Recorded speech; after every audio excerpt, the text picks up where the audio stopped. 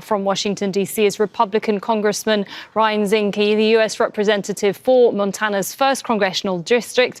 Thank you very much for joining us here on Al Jazeera. And you're also a member of the House Foreign Affairs Committee. So, as we were hearing there, the days of U.S. voters rallying around a president launching military action seems to have gone. And don't you see there's a discrepancy here between the administration's focus on foreign policy and also the American people's priorities? Well, first of all, both efforts to check President Trump's power failed. And secondly, the president has an obligation by Constitution to protect this country. And in his judgment and many others, Iran represented an imminent threat. And they were offered a deal. The deal was you cannot have nuclear weapons. You cannot have aspirations for nuclear weapons, and the material you have, which we know they have, we know how much they have, they'll have to give that up. They chose not to. So the war began, and it will end shortly, I am sure. And this is why. Up to now, the U.S. has provided firepower offshore, other than 3 strikes from a B-52, a B-2, and a B-1. It has been offset. The Iranian forces, as far as their ability to control the air, is over. Their navy no longer exists. And now we will go over the beach with complete air cover. And if they choose to continue to fire weapons, those sites will be destroyed. So in the case of Venezuela, it was a clear and present danger to drug trafficking, narco trafficking from the south. And in the case of Iran, look, Iran also has attacked their neighbors, as you know. And you're in one of those neighbors that has decided to look. We made deals. Iran wasn't going to attack facilities, especially the oil facilities, and they have. So missiles are not only going to Israel, missiles are going everywhere. The last point is this. The centralized command and control has been disabled. And now what you have is a decentralized command and control, which offers 2 things. One, is more difficult to target, but also you have different commanders acting in their own accord rather than a centralized government. So that's kind of where we are. I think the next 72 hours, I think the Secretary Hegseth said it right, the next 72 hours will intensify in strikes. And the distance between strikes, meaning the distance between an airplane and the target, will be lessened because you're less offset from the sea. Right, and I just wanted to turn to domestically, Congressman, because Congress is advancing a housing bill that Republicans hope could address affordability concerns. Is this a distraction, do you think, or perhaps a safe exit from what polls, as we were hearing from our correspondent there, was indicating, is an increasingly unpopular war on Iran in the US? Well, I don't think it's a distraction. I think it's a necessity. But the economy, the GDP is up to 5% or so. Inflation's down to 2.1, $18 trillion in investment, and interest rates are down. But you're right, affordability on housing is still expensive.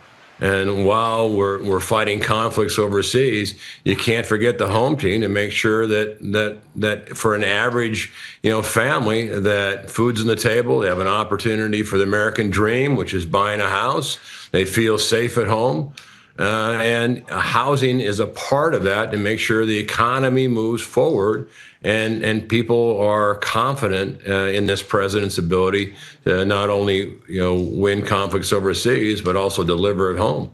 Right, you say that, Congressman, but the war seems to have deepened the division in MAGA as oil and gas prices we've seen in the last few days have dramatically spiked. This, as Trump's popularity does seem to be receding somewhat. Can Republicans afford to take the risk here of supporting this war with all the repercussions that it could have moving forward, depending on how long this war will be on the domestic front?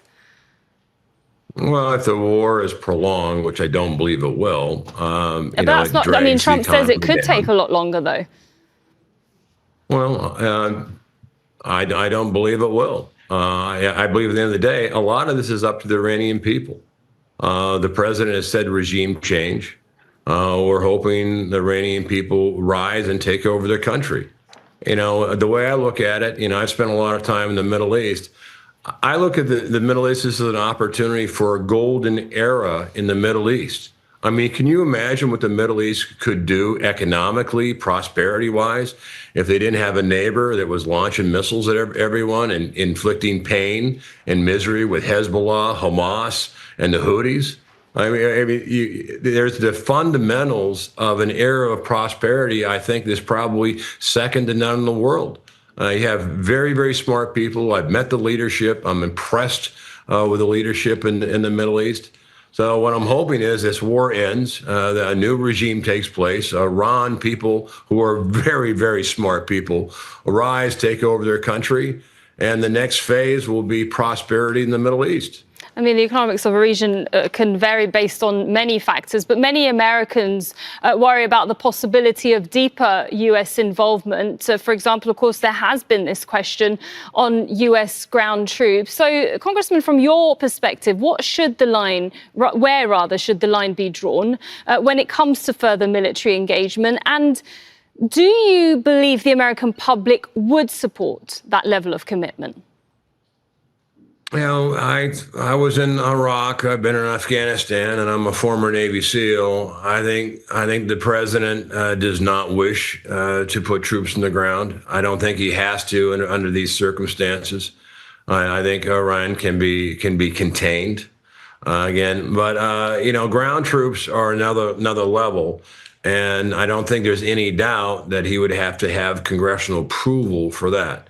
The other thing, we saw the buildup, prior, to launching, and it was primarily naval, it was moving air assets. A ground invasion, if you remember Iraq, that buildup is significant.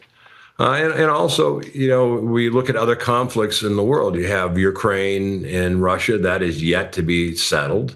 We're hoping it does. And there are other pop-ups throughout the world, and the U.S., is there. We're there in the Pacific. I think, one gentleman mentioned the arsenal of freedom. What extent is that, and is it being diminished? Well, these missiles are very expensive, and we certainly have enough to finish the job in the Middle East. But we're strained in other places because resources are not infinite, and resources have to be moved around to where the conflict is at the moment. All right. Thank you very much for speaking to us here. Ryan Zinke, the U.S. representative for Montana's 1st Congressional District. Thank you. Thank you.